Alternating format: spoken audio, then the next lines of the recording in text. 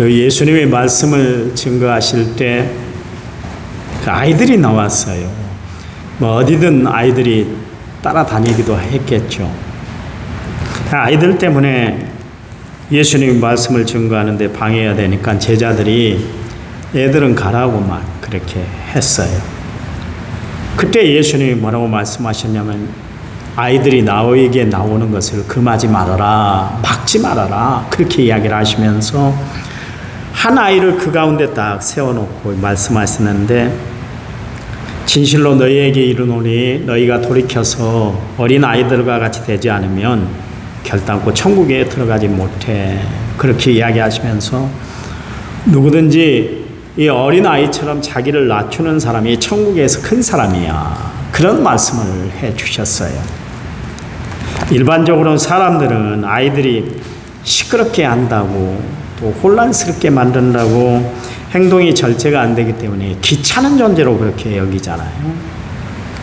근데 예수님은 분명히 말씀을 전하는 데 있어서 방해가 되고 또 시끄러운 소음의 소재가 되기도 했었지만 그 아이들을 천한 존재로, 따돌림 당하는 존재로 여기질 않으시고 예수님은 가장 존귀한 존재로 그들을 부르셨다, 맞이하셨다, 그 이야기예요. 심지어 어린아이들을 다 가리키면서 천국은 바로 이런 사람들이 가는 거야, 그러면서 천국을 소개할 때 어린아이들을 그렇게 도구로 사용했던 것을 알 수가 있습니다. 여기 예수님이 천국 비자 발급을 해주는데 어떤 사람에게 천국 비자를 발급해 주는가? 어린아이와 같이 돼야 된다. 그리고 어린아이 같이 자기를 낮추는 사람이 천국에서 가장 큰, 그러니까 스타가 되는 것이다, 그렇게 이야기를 했습니다. 그래서인지 하나님이 쓰시는 사람들은 정말 어린아이 같이 천진무구한 사람들을 하나님이 들어서 사용했던 것을 알 수가 있어요. 그들은 한결같이 어린아이같이 순수한 마음, 순진한 마음을 가지고 살았어요. 스펄전 목사님이 하루는 설교를 하고 내려오셨는데 그날따라 자기가 전한 말씀이 은혜가 끼쳐지질 않은 거예요. 자기 자신에게 은혜가 안 됐던 거예요. 감동이 안 됐던 거예요. 그래서 사택에 돌아와서 어린애 아이처럼 엉엉 울었어요. 그러니까 사모님이 그 모습을 보고 목사님 오늘 무슨 일이 있으세요? 성도들 때문에 마음의 상처를 받으셨어요? 아니 가슴 아픈 일이 있으세요? 그렇게 물었더니 스펄전 목사님이 그런 이야기를 했어요. 아니 오늘 내가 하나님의 말씀을 전하고 예수님의 십자가 사건을 이야기하는데 전혀 감동이 안 됐던 거야. 그래서 이렇게 울고 있어, 그런 이야기를 하셨대요. 유명한 부흥 목사인 찰스핀이라는 목사님이 시카고 거리 한가운데서 울고 있는 거예요. 그래서 찰스핀이 목사님을 너무나 잘 아시는 그 성도들이 지나가다가 목사님 어디 불편한 데가 있으세요? 그랬대요. 그랬더니 아니요, 저기 지나가는 사람들을 봐보세요. 예수를 모르고 지옥을 향해 가는 사람들을 보니까 내 마음이 너무나 아파서 울고 있어요, 그런 이야기를 했다고 그래요. 찰스피니 목사님은 정말 영혼을 사랑하는 그런 목사였던 것 같아요. 서울에 있는 사랑의 교회 고옥하는 목사님이 설교 시간에 예수님 이야기를 하다가 막 눈물이 나고 막 감동이 벅차게 올라와서 한참 동안 눈물을 훔치느라고 설교를 잊지 못했던 그런 일화들이 전해지고 있지 않습니까? 한신교회를 담임했던 고 이중표 목사님, 기장 측에서 가장 큰 교회를 목회했던 한신교회 이중표 목사님은 저 고창 고부에서 목회를 할 때 길을 가다가도 마음에 감동이 되면 그게 농길이든 그냥 차가 다니는 길이든 그 자리에서 다 무릎을 꿇고 기도했다고 이야기를 하지 않습니까? 믿음이 얼마나 순수하면 그랬겠어요. 이처럼 순수한 믿음의 열정이 있었기 때문에 하나님은 그 목사님들을 정말 아름답게 사용했던 것을 알 수가 있습니다. 성도 여러분, 나에게도 순수한 믿음의 열정이 있습니까? 하나님은 어떤 사람을 찾는가? 순진한 사람을 찾으세요. 세상은 순수하게 살아가는 사람, 순진하게 살아가는 사람들을 향해 무시하고 손가락질을 해요. 그렇게 살아서는 세상 살아가기가 힘들어. 이용당하고 살아가기가 쉬워. 밥 먹고 살기 참 힘들다고 그렇게 조언을 받기도 합니다. 로마 16장 18절 말씀에 보니까 악한 사람은 교활한 말과 아첨하는 말로 순진한 자들의 마음을 미혹하게 하느니라 그랬습니다. 세상은 순진하게 살아가는 사람들의 마음을 도둑질하고 깔아뭉개고 그렇게 하지만, 그러나 하나님은 때묻지 않은 그 순수한 마음, 순진한 마음을 가지고 살아가는 사람들을 하나님은 찾으시고 그들을 세워서 하나님의 일에 파트너십으로 사용한다는 것을 알 수가 있어요. 시편 116편 6절 말씀에 보면 여호와께서는 순진한 자를 지키신다 그랬어요. 하나님이 순수한 사람을 지킨다는 것은 하나님은 순수한 사람들을 보호해 주신다, 인도해 주신다, 함께 해 주신다, 그 이야기예요. 그래서 내가 거룩하니 너희도 거룩하라 하신 하나님은 이스라엘 백성들에게 순진한 마음, 순수한 마음, 세상에 때묻지 않는 마음을 가지고 하나님을 섬기며 살아가기를 원하셨던 거예요. 두 마음을 품어서 정함이 없는 마음이 아니라 한 마음 한 뜻으로 오직 하나님만 바라보고 살아갈 것을 하나님은 그들에게 원하셨던 것을 알 수가 있어요. 그것은 무슨 이야기였어요? 하나님은 이스라엘 백성들이 세상에 눈길 두지 아니하고 오직 하나님께 시선을 고정시키고 마음을 주께 드리고 한 분 하나님만 섬기며 살기를 원하셨다, 그런 이야기예요. 그래서 이스라엘 백성들에게 하나님 외에는 다른 신을 섬기지 마라, 그런 말씀을 하셨잖아요. 그런데도 그들은 하나님의 말씀을 깡그리 무시해버렸어요. 그리고 이방신을 섬겨서 몸과 마음을 다 더럽히고 말았습니다. 그래서 하나님이 호세아 선지자에게 고멜이라는 여인을 보내주시면서 이스라엘 백성들의 죄악상을 하나님이 이 호세아 선지자 결혼 생활을 통해서 보여주신 것을 알 수가 있습니다. 호세아와 고멜이 둘 사이에 아이를 낳았어요. 그래서 이름을 이스라엘이라 그렇게 지었습니다. 하나님이 뿌리셨다, 그런 이야기예요. 그런데 고멜이 첫 아이를 낳고 나서 남편 호세아로 만족하지를 못하고 그냥 애간 남자와 놀아다니다가 아이를 베서 집으로 돌아왔어요. 그래서 낳은 딸이 로루하마다, 자비를 받지 못한다, 궁유를 얻지 못한다, 그런 뜻의 로루하마라고 이름을 짓게 했습니다. 고멜이 로루하마를 낳고 젖을 뗄 때가 됐을 때 또 애도를 했어요. 그래서 이번에도 다른 남자를 만나갖고 아이를 베가지고 딱 들어왔어요. 그리고 아이를 해산했는데 그 이름을 로아입니다, 내 백성 아니다, 그렇게 이야기를 하게 되십니다. 아내가 부정한 짓을 저질렀으니 호세아가 얼마나 마음에 갈등이 있었겠어요. 이거 같이 살아야 되는가? 이 사람하고 내가 어떻게 끝까지 같이 살아야 되는가? 나로 만족하지 못하고 다른 남자에게 계속 눈길을 두고 다른 남자에게 몸을 맡기고 살아가는 이 고민을 내가 어떻게 해야 할까 고민하고 번민이 찾아왔었어요.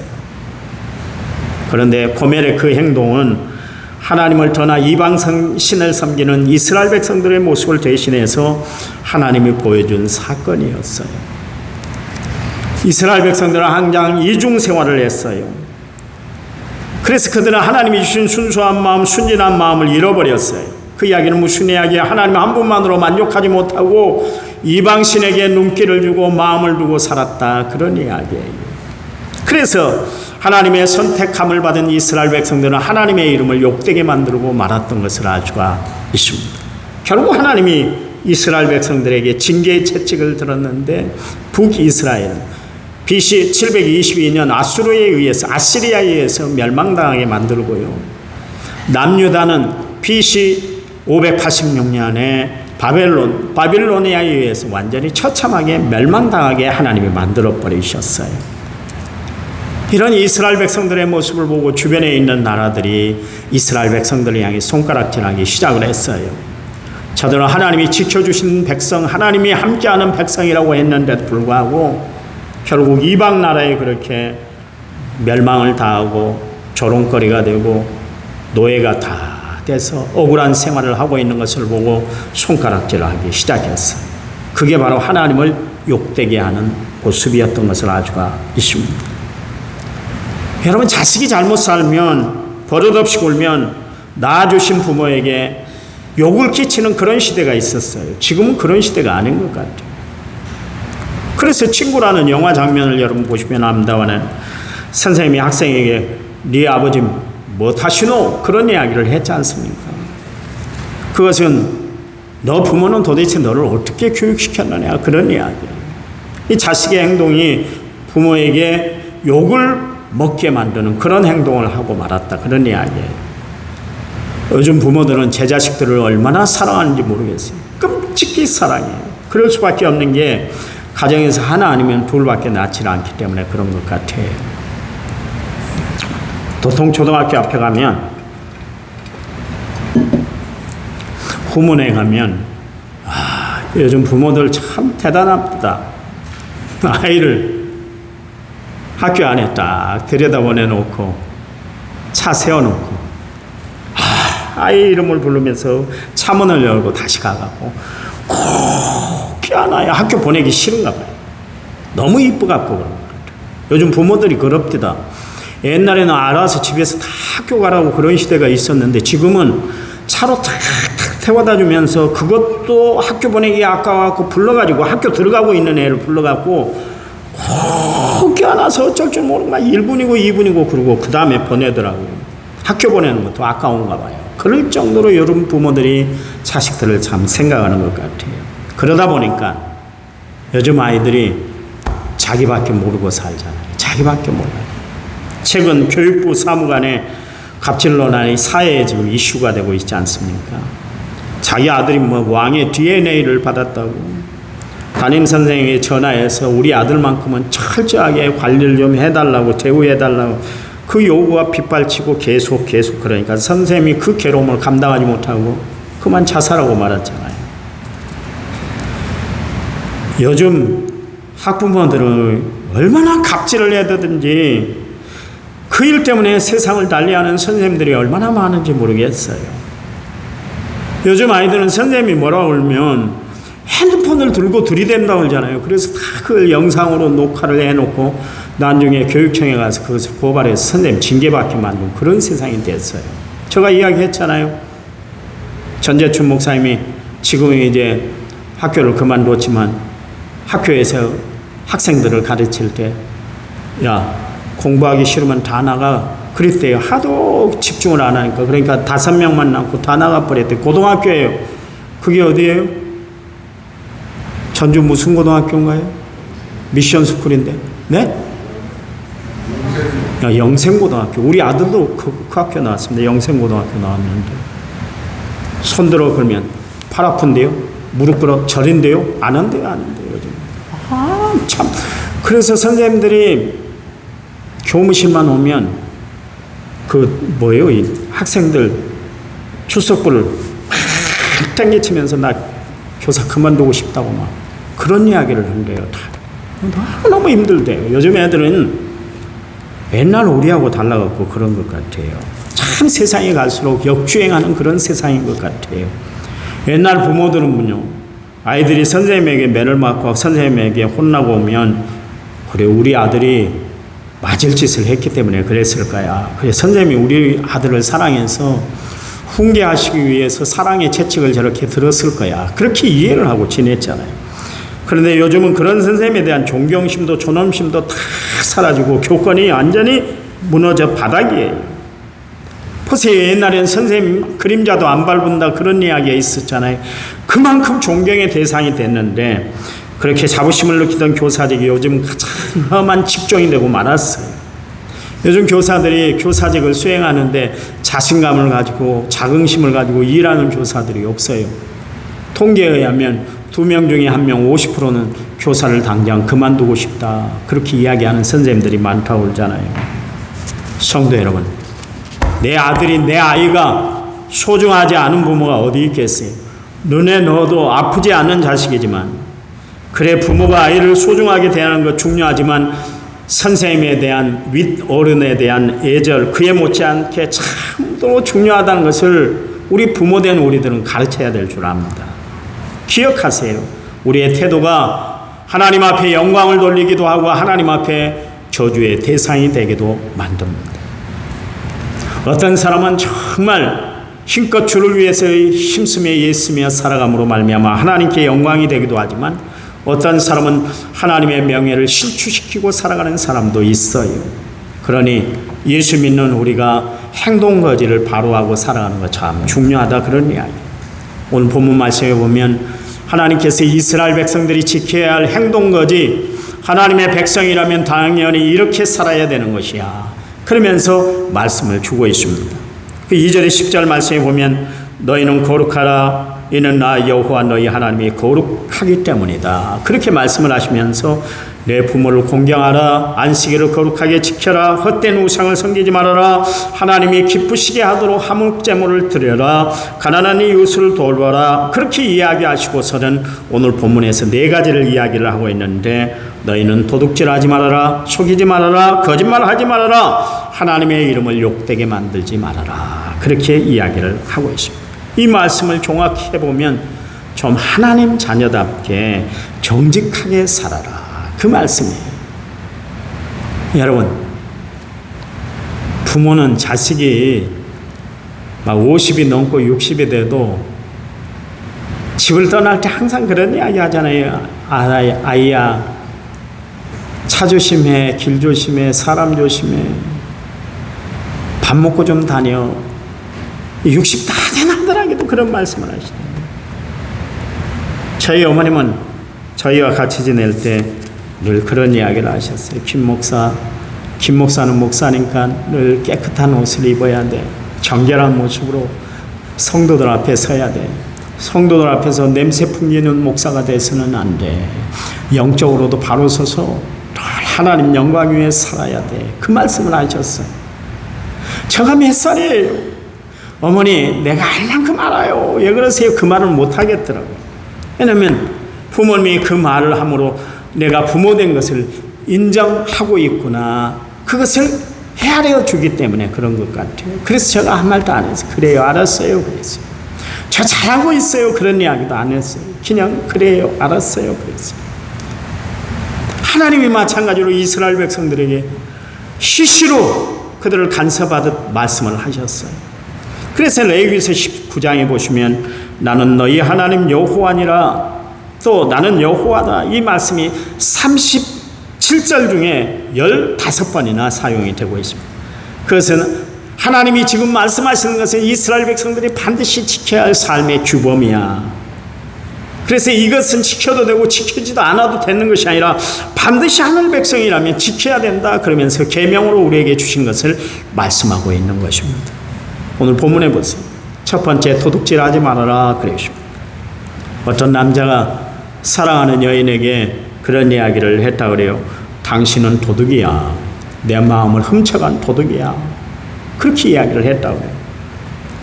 하나님이 이스라엘 백성들에게 주신 계명들이 있는데 그것을 축약해서 10계명이다 그렇게 이야기를 합니다. 그 10계명 중에 제8계명이 뭐냐면 도둑질하지 말아라, 그런 이야기. 도둑질한다는 건 뭐예요?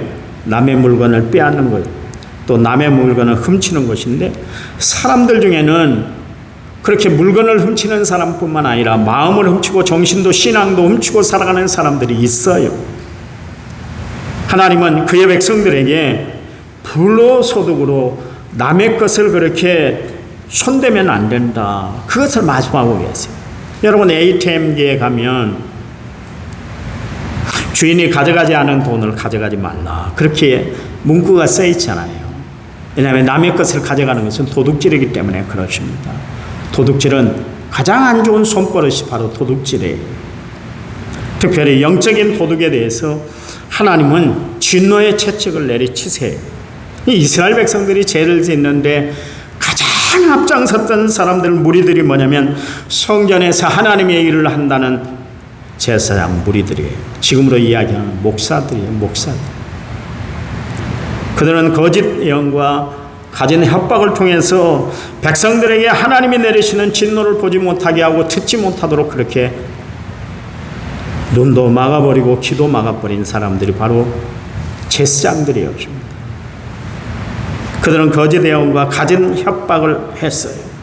그래서 하나님의 진노를 보지 못하게 만들었어요. 하나님의 말씀을 받아서 이스라엘 백성들이 바른 길로 가도록, 늘 선한 길로 가도록, 의의 길로 가도록 그들을 지도했어야만 했던 제사장들이 오히려 엉뚱한 짓만 했어요. 왜 그런 줄 아세요? 정치와 결탁을 했기 때문에 그렇습니다. 정치와 결탁해서 정권자들 눈치만 보고 하나님의 일들을 감당하다 보니까 잘하고 있습니다. 걱정하지 않으셔도 돼요. 지금 나라가 부흥하고 있어요. 잘 살고 있잖아요. 어려움이 우리가 뭐가 있습니까? 하나님이 지금 도우시고 있잖아요. 그러면서 악한 정치를 하도록 내버려 둔 거예요. 그랬더니 결국 어떻게 됐습니까?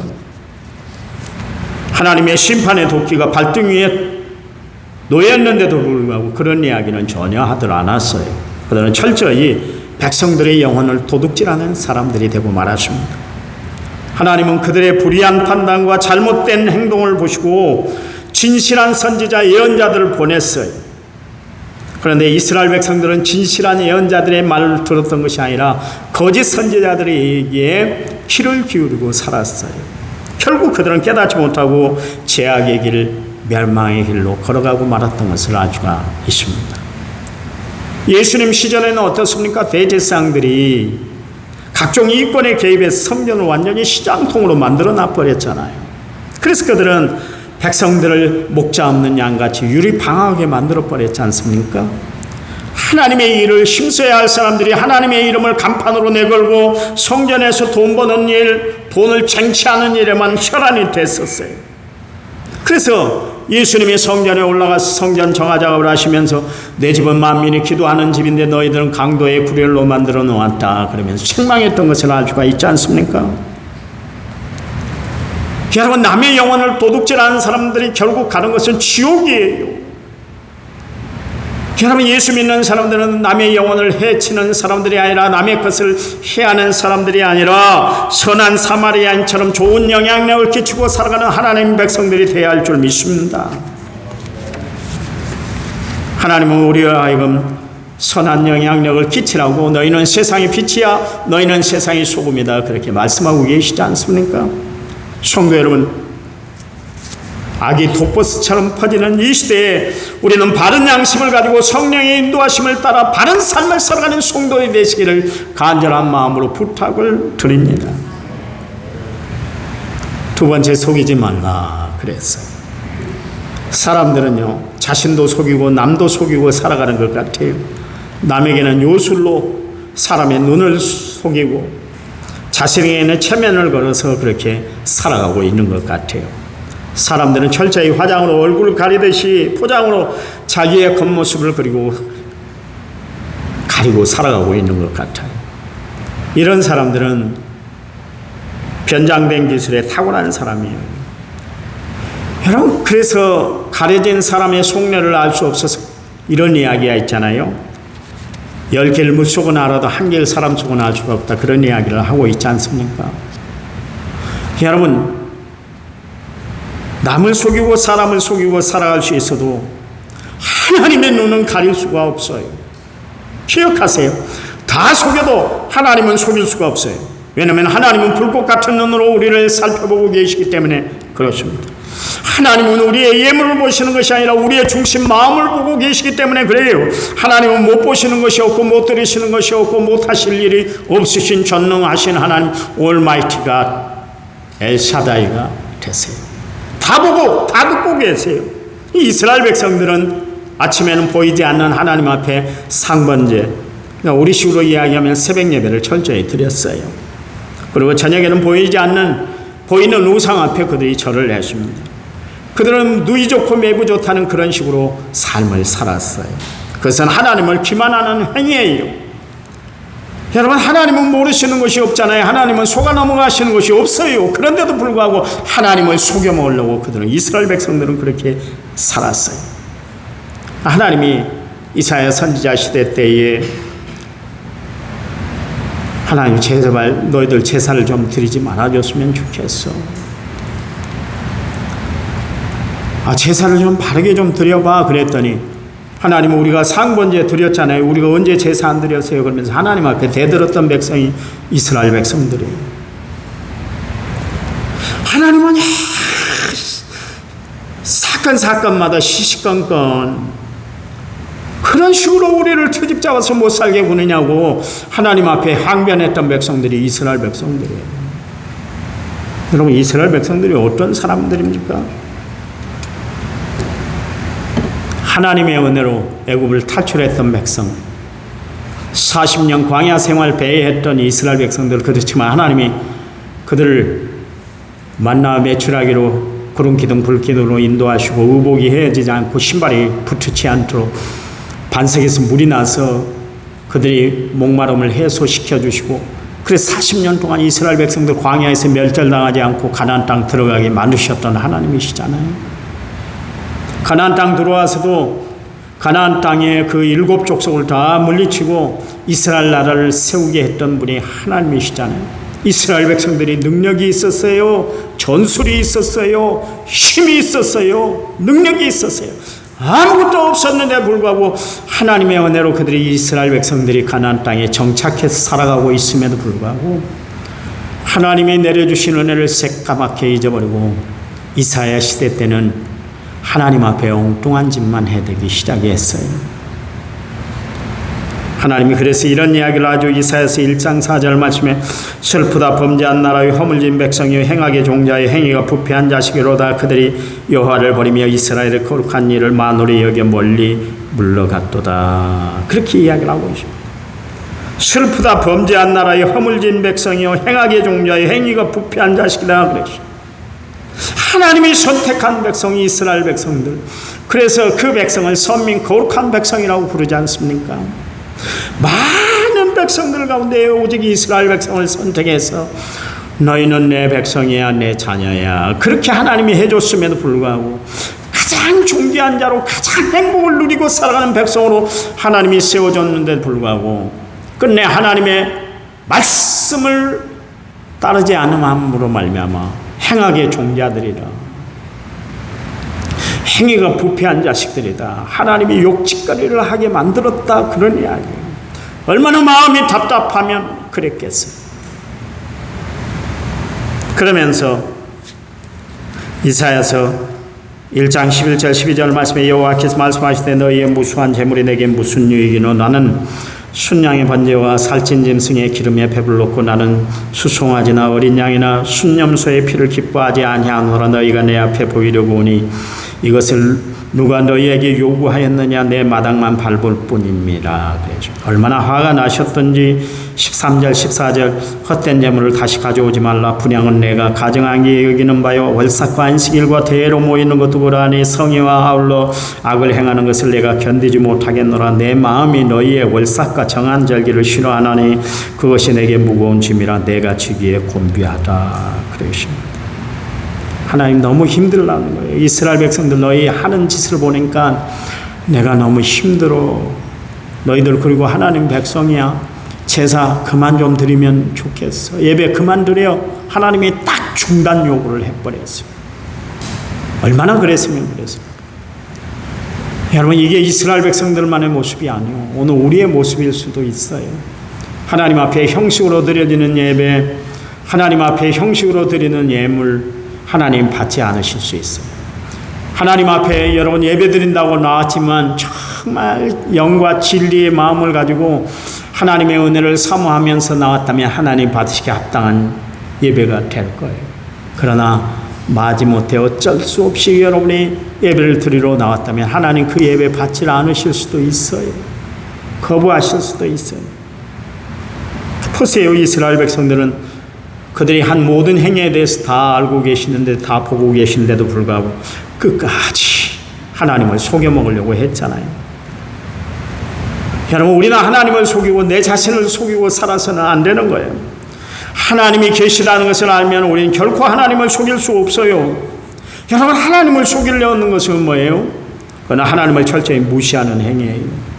여러분, 바리새인들이 예수님께 책망들었던 이유가 뭐예요? 그들의 이중생활이에요. 하나님을 속여먹는 행동 때문에 그는 해칠한 무덤아 임박한 진노를 피할 수 없다. 독사의 자식들아. 예수님의 책망을 들었잖아요. 다윗이 우리아의 아내 밧세바를 범하고 나서 덜컥 임신해버렸잖아요. 그 일을 숨기기 위해서 우리아 그를 전쟁 최선봉에 내보내서 적군의 칼에 맞아서 적군의 화살에 맞아 죽게 만들었잖아요. 그리고 밧세바가 해산한 날까지 나단 선지자가 찾아와서 다윗의 죄를 지적할 때까지 다윗은 시체매를 쭉 대고 있었어요. 하나님 앞에. 하나님은 눈을 속여먹었다, 그런 이야기예요. 여러분, 이 세상에서 가장 어리석은 사람이 누구예요? 하나님을 속여드는 사람이에요. 하나님은 어떤 눈이라고 그랬어요? 하나님이 가지고 계신 눈은 불꽃 같은 눈이라고 그랬잖아요. 온 세상을 두루 감찰하시는 살피시는 눈이시다, 그렇게 이야기하고 있습니다. 세상 살아가면서 누구를 속여서는 안 되지만 특별히 하나님을 속이려 드는 어리석은 일은 해서는 안 되는 거예요. 어떤 집사님하고 이야기를 하는데 집사님이 그런 이야기를 하십니다. 목사님, 내가 개인 사업도 한번 하려고 그랬는데 안 했었어요. 이유가 뭔지 아세요? 그러더라고요. 개인 사업을 하면 사람을 속여야 되기 때문에 내가 신앙인으로 양심의 가책에 대해서 그걸 못하겠길래 내가 장사를 안 했습니다, 그런 이야기를 하더라고요. 사업을 안 했대요. 얼마나 신실하시겠어요. 하나님이 얼마나 보시기에 좋았겠어요. 가론 유다가 예수님을 팔려고 대제사장들과 다 한패거리가 돼서 예수님을 넘겨주기로 그들과 작전을 다 세웠잖아요. 그리고 시치미를 떼고서는 최후의 만찬에 그 자리에 동석을 했어요. 그때 예수님이 너희 중에 나를 팔 자가 있을까요? 그러니까 제자들이 난리가 났잖아요. 아니, 우리 중에 누가 예수님을 팔까? 그러면서 막 쑥덕쑥덕 했어요. 그랬더니 예수님이 지금 밥그릇에 손을 넣는 사람이야. 그 사람은 차라리 나지 않는 것이 좋을 뻔했어, 그렇게 경고를 했잖아요. 그 이야기는 가론 유다, 네가 하는 행동 나 다 알고 있어. 네가 어떤 마음을 품고 있는 것까지도 나 다 알고 있어. 그러면 자신의 계획을 다 알고 있다는 것을 알았다면 가론 유다가 예수님 잘못했습니다, 내가 한순간에 잘못된 생각을 했네요, 회개합니다, 그러면서 주님 앞에 나왔어야죠. 그러나 그는 끝내 그러질 않았어요. 왜 그랬을까요? 그의 마음이 마귀에게 이미 도둑질을 당했기 때문에 그랬습니다. 예수님이 자신에게 그렇게 지적했음에도 불구하고 그는 예수님께 랍비여, 나는 아니잖아요. 그때 예수님이 얼마나 치가 떨렸을까요? 참으로 뻔뻔스러운 인간의 진면목을 볼 수가 있어요. 여러분 봐보세요. 거짓의 앞잡인 마귀에게 마음을 뺏기고 나니까 결국 자신을 속이고 예수님도 속여들려는 어리석은 행동을 하고 말았지 않았습니까? 세상에 가장 어리석은 사람이 되고 말았어요. 왜 그럴까요? 마귀에게 마음을 뺏기고 하나님을 속이고 자기를 속이고 살아가기 때문에 그렇습니다. 시편 139편의 기록자는 이야기하고 있잖아요. 우리의 모든 것을 다 아신다고 이야기하고 있습니다. 내가 앉고 일어서는 것을 아시고 멀리서도 내 생각을 다 통촉해 하리고 익히 아신다. 내 혀의 말을 모르시는 것이 없다, 그런 이야기. 여러분, 궁시렁궁시렁 거리는 것도 다 아세요. 하나님 모르시는 것이 없어요. 심지어 나의 전후를 다 둘러서 안수하시는 하나님 다 살펴서 안다, 그런 이야기. 그러니 숨겨서도 안 되고 숨길 수도 없는 하나님 앞에 우리는 진실하게 살아가는 성도들이 되어야 할 줄 믿습니다. 정직하게 살아서 하나님 앞에 안전 부끄러움 없는 삶을 살아가는 믿음의 성도가 돼서 하나님이 내려주신 생명 얻는 축복된 삶을 살아가는 은혜로운 성도들이 다 되시기를 간절한 마음으로 부탁을 드립니다. 오늘 여기까지 하겠습니다. 거짓말 하지 말아라. 하나님의 이름을 욕되게 하지 말아라. 다음에 시간이 있으면 한번 또 하겠습니다. 어떻게 살까요? 어떻게 사시겠어요? 진실하게 사십시다. 하나님, 감사합니다. 진실한 주의 백성으로 하나님 앞에 바로 서는 저희들 되도록 축복해 주시옵소서. 예수님 이름으로 기도했습니다. 아멘.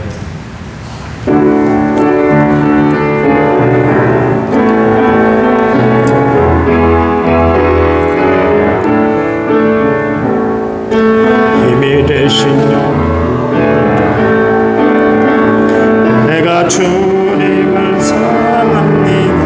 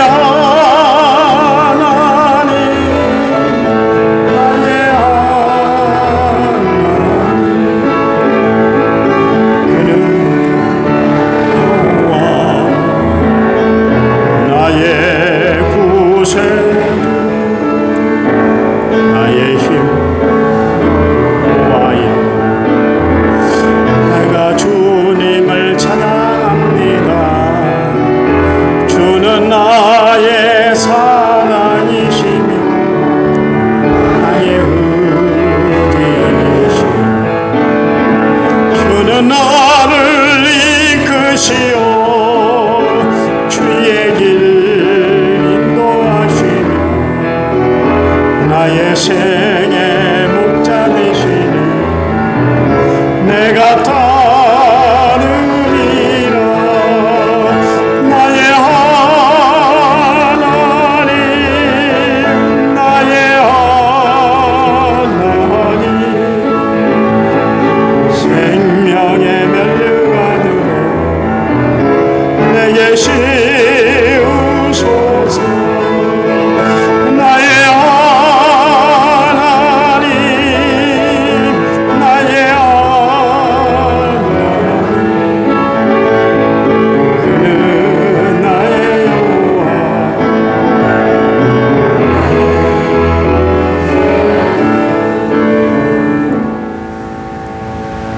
찬양의 은혜로운 것 같아요. 다음에 부르실 때는 가슴에 다 손을 얹던지 손을 올리고도 좀 찬양을 하죠. 우리 교인들은 너무 얌전해가지고 기도합니다.